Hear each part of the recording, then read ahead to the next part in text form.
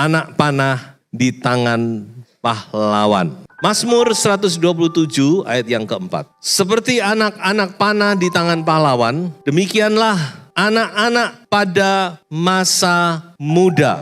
Ada satu saat seorang ibu ditanya, "Ibu, suami ibu kerjaannya apa?" "Oh, kerjaannya suami saya seorang dokter." Wah, hebat. Yang lain seorang pengusaha, hebat. "Lalu kerjaan ibu di rumah apa?" "Saya tidak bekerja apa-apa, Pak.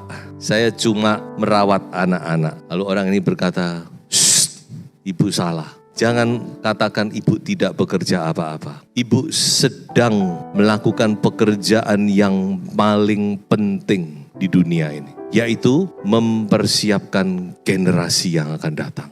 Kita ini memang terlalu realistis. Ya, mengapa saya katakan demikian? Semua itu kita hitung dengan money, and money. Padahal money itu cuma sekedar kertas sudah. Jadi kalau tidak menghasilkan money, dianggap tidak bekerja dan tidak berguna. Betul apa betul, saudara? Semua kita ukur dengan money. Ini yang paling penting. Saudara, jangan begitu. Silakan orang luar begitu, tapi kita sebagai orang yang percaya, kita tidak boleh demikian. Ada satu pekerjaan yang luar biasa di dunia ini yang seringkali tidak dihargai oleh orang, yaitu sebagai orang tua, baik seorang ibu atau seorang ayah. Tapi firman Tuhan sangat-sangat menghargai. Dia katakan bahwa seperti anak-anak panah di tangan pahlawan, demikianlah anak-anak pada masa muda.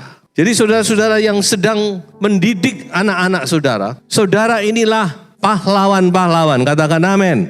Bukan saya yang mengatakan, tapi firman Tuhan yang mengatakan. Saudaralah pahlawan-pahlawan yang sedang mempersiapkan anak-anak panah untuk diluncurkan kepada sasaran. Nah, itulah sebabnya izinkan saya sharing tentang masalah pendidikan anak. Saya men-sharekan begini bukan karena saya dan istri seorang yang sudah berhasil, bukan saudara, bukan. Saya men-sharekan ini ya berdasarkan, tentu pertama berdasarkan firman Tuhan. Kedua berdasarkan pengamatan-pengamatan kami dalam penggembalaan. Ketiga berdasarkan kegagalan kami, tentu juga mengaca kepada kegagalan orang lain. Dan tentu juga berdasarkan keberhasilan orang lain.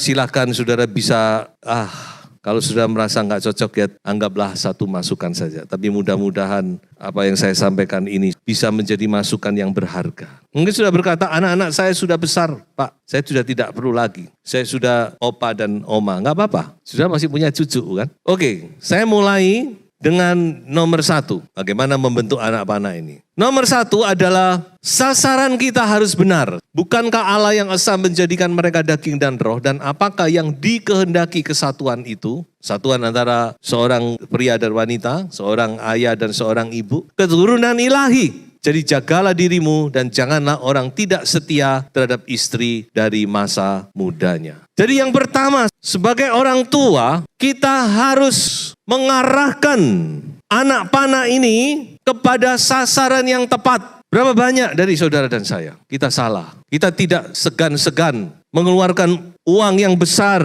supaya anak-anak kita mendapat pendidikan yang paling top. Kalau bisa nomor 1 di Kota Malang, nomor 1 di Indonesia, nomor 1 di dunia. Kita berupaya supaya apa? Supaya mereka punya masa depan yang baik, Pak. Supaya besok mereka bisa bekerja di perusahaan yang besar.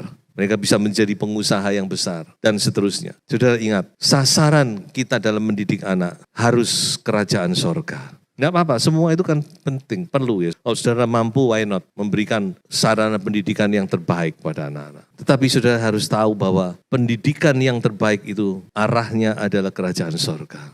Bukan supaya mereka besok sukses jadi orang kaya, jadi konglomerat. Kalau saudara mau mendidik anak, jadi orang sukses itu baik. Tapi saudara harus beritahu, kamu sukses untuk kemuliaan Tuhan. Kalau kamu besok berhasil, kamu harus menjadi berkat bagi pekerjaan Tuhan. Nah itu, kalau begitu betul. Jadi jangan sampai kita salah. Karena dunia ini bukan tempat kita yang kekal. Kita cuma menginap, bertamu ya. Seperti bangsa Israel di Mesir. 400 tahun di sana. Walaupun sudah beranak cucu. Tapi Tuhan bilang, this is not your place. Ini bukan tempatmu. Tempatmu di Kanaan. Makanya pada waktunya Tuhan bilang, ayo keluar. Keluar semua. Semua keluar, jangan ada yang tertinggal. Jadi sasaran kita itu harus benar. Sebagai orang tua, kita harus mengarahkan anak itu kepada kerajaan sorga. Karena mereka ini warga kerajaan sorga. Amin. Keturunan ilahi. Kalau sasaran kita udah benar, tinggal kita poles. Tapi kalau sasaran kita salah, harusnya ke sana kita miring. Wah sudah, bahaya. Sukses tapi terhilang jiwanya. Buat apa? Sukses tapi menyangkal Tuhan. Sukses tapi hidupnya tidak karu-karuan. Buat apa semuanya? Yang kedua, sehati dan sepakat. Jadi ini penting dalam mendidik anak kita atau suami istri harus sehati dan sepakat. Sebab itu betapa pentingnya pasangan hidup kita ini. Pasangan hidup anak-anak kita. Kalau cari pasangan hidup untuk anak-anak, saudara harus perhatikan bagaimana kerohaniannya. Itu lebih penting daripada saudara memperhatikan apa dia anaknya orang kaya, keluarganya kaya, atau dia bagaimana. Makanya sehati sepakat, harus sehati. Tuhan berkata jangan kamu merupakan pasangan yang tidak seimbang dengan orang-orang yang tak percaya. Katakan sama Kristennya pun harus dilihat. Kristen sungguhan apa Kristen-Kristenan? Kristen yang sudah lahir baru atau yang cuma Kristen KTP? Karena ini sangat penting. Ayo orang-orang tua perhatikan. Bagaimana Anda cari menantu? Jangan cari yang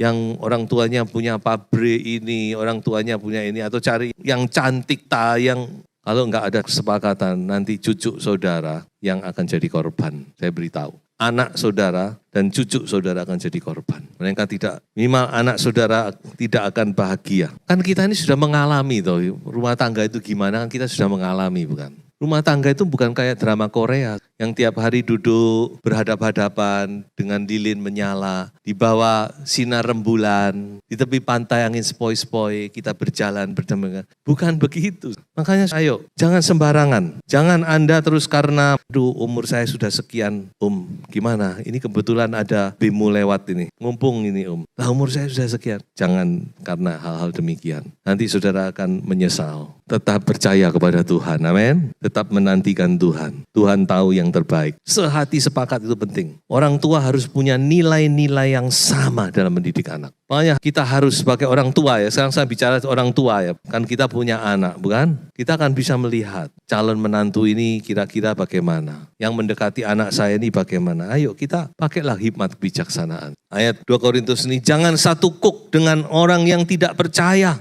Seperti lembu, kalau membajak yang sini mau ke kanan, yang sini mau ke kiri, nggak jalan. Yang sini mau maju, yang sini mau mundur, nggak bisa. Makanya harus sehati sepakat. Bagi saudara-saudara yang sudah punya pasangan, ayo bangun kesepakatan itu. Bangun mezbah doa. Pernikahan Anda itu dari Tuhan. Kembali kepada firman Tuhan. Apapun keadaan pernikahanmu, pasti dalam Tuhan ada jawaban. Kalau engkau sungguh-sungguh mau kembali kepada, mau merendahkan diri. Jangan pride, jangan sampai ego saudara menghalangi saudara. Dosa yang paling utama, paling awal adalah kesombongan. Sudah harus merendahkan diri satu dengan yang lain. Ayo kita mulai belajar lagi. Gak apa-apa. Memang begitu. Orang itu kalau nggak sampai down, kalau nggak sampai gagal, dia masih merasa hebat. Tapi kalau sudah gagal, di situ dia tahu, I need you Lord. Aku perlu engkau Tuhan. Ketiga, nah ini bicara anak yang mungkin punya ada beberapa anak. Kalau anak tunggal mungkin tidak ada ya. Ini lebih praktikal sih sebenarnya. Jangan ada favoritisme dalam mendidik anak. Bagi bapak ibu yang punya anak lebih dari satu, jangan sampai ada favoritisme. Seperti dikatakan, ini kan gambaran dari firman Tuhan, toh. Bagaimana Ishak dan Ribka, satu lebih sayang Esau, satu lebih sayang Yakub. Apa yang terjadi? Gontok-gontokan. Saudara cuma satu, gak akor. Kan sedih. Makanya itu tanggung jawab orang tua itu. Bagaimana Anda harus memperlakukan anak itu dengan adil. Memang anak itu tidak sama. Mungkin yang satu lebih IQ-nya lebih tinggi. Yang satu lebih bandel sedikit. Ya, saya lihat cucu saya 3 ya. Saya juga gak sama semua. Punya karakter sendiri-sendiri. Sebagai orang tua kita tidak boleh ada favoritisme. Dan satu hal lagi, biasanya begini, misalnya anak saudara misalnya 5 gitu ya, atau 6. Kenapa kok 5 atau 6? Karena mungkin cowok-cowok toh kepingin punya cewek gak jadi-jadi. Sampai nomor 5 misalkan keluar, kemudian ini disayangi lebih dari yang lain. Atau kebalikannya, cewek punya cowok. Itu juga saudara harus tidak boleh ada favoritisme. Dan juga jangan dibanding-bandingkan anak. Kamu ini gak kayak kukumu. kamu ini nggak kayak cecemu, sing pinter gitu loh, kayak cecemu, kayak kukumu itu loh. Ojo dablek-dablek, ojo goblok-goblok, nah itu saudara ya. Yang keempat ini penting, terutama menyangkut hubungan suami istri. Jaga otoritas Anda sebagai orang tua. Coba kita baca ayat ini. Hormatilah ayahmu dan ibumu. Ini adalah suatu perintah yang penting, seperti yang nyata dari janji ini. Supaya kamu berbahagia dan panjang umurmu di bumi. Firman Allah jelas. Kalau kita ingin bahagia dan panjang umur, kita harus menghormati orang tua. Termasuk mertua ya. Nah itu kan orang tua, kalau mertua kan enggak perlu, siapa bilang. Mertua itu juga orang tua kita, father-in-law, mother-in-law. Tapi saya tekankan begini, kita kan pengen anak kita diberkati bukan? Nah ini perhatikan, kalau anak Anda tidak menghormati Anda, dia juga tak akan bisa mendapat berkat. Sekarang bukan ke atas tapi ke bawah. Mengapa kita harus menjaga otoritas kita sebagai orang tua? Supaya anak-anak itu tetap respect kepada kita. Bukan karena kita minta dihormati, bukan itu tujuannya. Tapi supaya mereka ini diberkati. Gitu loh. Kalau mereka tidak respect kepada kita, mungkin kita tentu sakit hati, tidak senang, ya toh? Tapi bukan itu. Yang lebih celaka lagi, mereka nggak bisa terima berkat ini. Dan firman Tuhan itu pasti. Kalau hukum dunia ini pasti, hukum-hukum fisika pasti, hukum-hukum alam itu pasti. Apalagi firman Tuhan itu jauh di atas hukum alam. Karena alam semesta terjadi oleh firman Tuhan.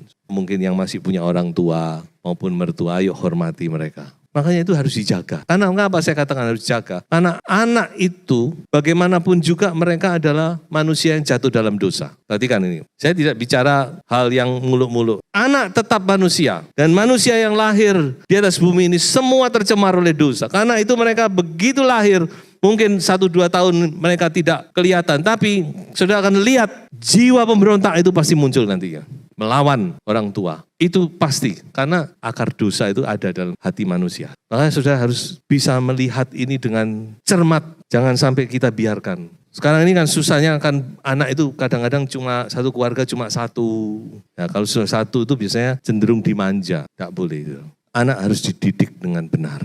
Amsal 13:24, pakai tongkat, pakai rotan kalau dibutuhkan. Siapa yang tidak memakai rotan itu sama dengan membenci atau mencelakakan anaknya. Jadi kita punya tanggung jawab mendidik anak supaya dia juga hormat kepada kita. Jaga. Dan jangan abaikan juga kehormatan dari pasangan Anda. Nah ini yang saya mau sampaikan, menyangkut hubungan suami istri. Jadi anak itu juga harus menghormati pasanganmu. Kalau Anda seorang pria, berarti anak itu harus menghormati istrimu. Atau sebaliknya, Anda seorang istri, jaga supaya anak itu menghormati suamimu. Makanya jangan melecehkan, merendahkan pasanganmu di depan anak-anakmu. Kadang-kadang kan suami istri itu bertengkar, pegel gitu ya. Anak-anak dijak boloan. Wih ku lho koyo papamu lho ya. Wis elek, kayak golek duit. Anda tidak sadar membuat anak itu tidak respect kepada suami Anda. Atau sebaliknya, jangan saudara. Saudara sedang memberi pisau kepada anak saudara untuk membunuh diri Anda sendiri. Kalau anak sudah tidak respect kepada orang tua,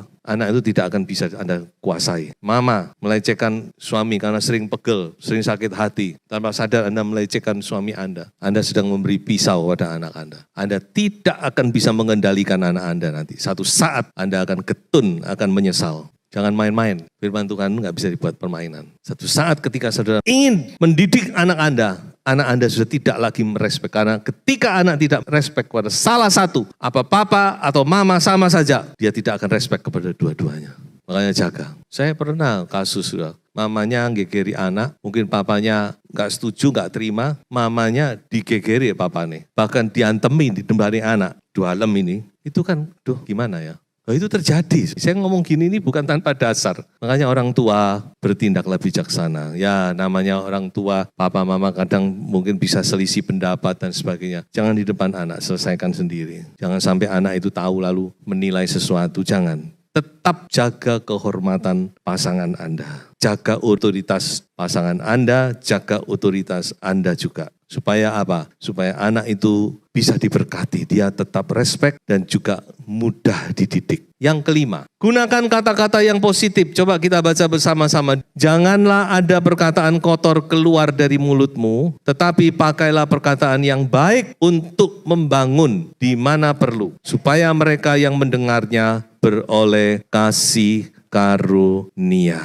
Perhatikan bahwa kata-kata itu penting. Kalau sudah membaca Amsal, yang sudah melalaikan Amsal, coba sudah mulai lagi membaca Amsal. Tiap hari baca sesuai tanggal. Jadi ucapkan kata-kata yang membangun, kata-kata berkat, jangan kata-kata kutuk. Ada banyak orang tua yang suka mengucapkan kata-kata kutuk.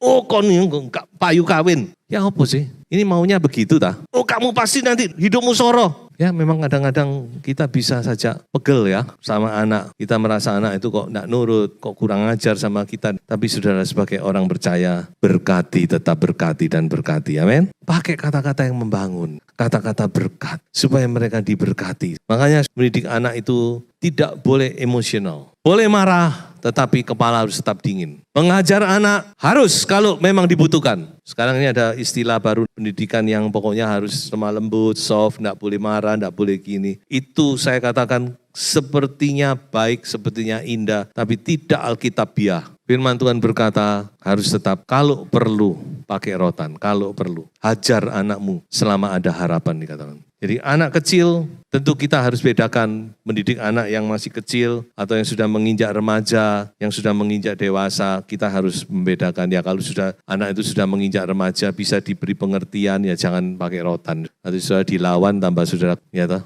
Kita harus tahu minta hikmat dari Tuhan. Jadi inilah perkataan yang baik untuk membangun supaya mereka punya self-confidence. Ya kalau anak itu terus dijok-jok, no, terus kamu nggak bisa, kamu gagal, kamu ini, kamu itu. Anak itu akan tumbuh dengan minder. Oh iya aku gini, oh iya. Beri kepada mereka kata-kata yang membangun. Walaupun kadang mereka juga salah. Kamu sebenarnya bisa, cuma sayang kamu begini. Nah, itu kan satu hikmat bukan? Mendidik anak itu. Kamu ini bukan orang bodoh loh sebenarnya. Misalnya anak Anda gagal, gak naik kelas. Kamu ini sebenarnya bukan bodoh. Kamu ini papa tahu, mama tahu kamu ini orang pintar sebenarnya. Cuma kamu ini kurang rajin. Ayo kamu rajin. Buktikan kalau kamu bisa. Minta sama Tuhan. Kan lain sudah. 6, ini penting. Tanamkan nilai-nilai kebenaran firman Tuhan. Ingatlah juga bahwa dari kecil engkau sudah mengenal kitab suci yang dapat memberi hikmat kepadamu dan menuntun engkau kepada keselamatan oleh iman kepada Kristus Yesus. Dari kecil, bagaimana Timotius ini bisa mengenal firman? Ya, orang tuanya bukan yang memperkenalkan. Dan Paulus juga ngomong, ibumu Eunike, nenekmu Lois. Jadi anak itu harus diajar nilai kebenaran firman Tuhan. Bukan kebenaran kita loh ya. Saya juga pernah melihat orang tua anaknya bertengkar dengan orang lain. Kamu diapa no? Apa? Diantem. Anteman balik. Kayak iso ngantem, tak ajari sini. Tendangan gini loh, kayak kungfu gini loh. Kon ya. Tak ajari ya. Tujuannya supaya anaknya tidak disakiti. Tapi kan salah. Itu kan bukan firman Tuhan. Ini cuma contoh. Bukan begitu, bukan? Makanya nilai-nilai kebenaran firman Tuhan itu harus ada dalam diri kita juga. Karena nilai-nilai kebenaran firman Tuhan itu pasti benar. Kalau nilai kebenaran kita belum tentu benar. Saya tahu saudara tentu ingin anak saudara yang terbaik dan sebagainya. Tapi tetap saudara harus percaya kepada kebenaran firman Tuhan. Ini pasti benar ini. Ada lagi orang punya anak perempuan. Dari kecil sudah diajari sama orang tuanya. Kamu besok nih punya bojo ya. Ojo mau. Ini anak perempuan. Dia kan mungkin dia lihat ada banyak wanita-wanita di Plokoto sama suaminya. Kamu besok kalau punya bojo, lawanan bojomu. Ojo mau, kamu ojo mau dibawani bojomu. Kamu harus bisa menguasai bojomu. Apakah itu kebenaran firman Tuhan? Ini kadang-kadang cuma beda tipis. Cuma sehelai garis merah saja. Tapi itu bedanya jauh. Dan saya yakin kebenaran firman Tuhan ini tetap yang paling benar. Ya, kalau kita menanamkan kebenaran firman Tuhan, kita tidak akan salah. Kalau kebenaran diri sendiri yang kita tanamkan, kita bisa salah dan bisa menyesatkan. Yang ketujuh yang terakhir, doakan dan berkati. Itulah semuanya suku Israel, 12 jumlahnya. Dan itulah yang dikatakan ayahnya, yaitu Yakub kepada mereka, anak-anak Yakub yang 12 tadi. Ketika apa? Ia memberkati mereka. Tiap-tiap orang diberkatinya dengan berkat yang diuntukkan kepada mereka masing-masing. Tugas saudara dan saya pada akhirnya adalah mendoakan dan memberkati. Tidak ada yang lain. Karena itu tetap memiliki roh berkat, amin. Roh berkat, berkat, dan berkat. Supaya anak cucu kita diberkati oleh Tuhan. Selamat menjadi pahlawan-pahlawan yang tangguh oleh Tuhan. Haleluya.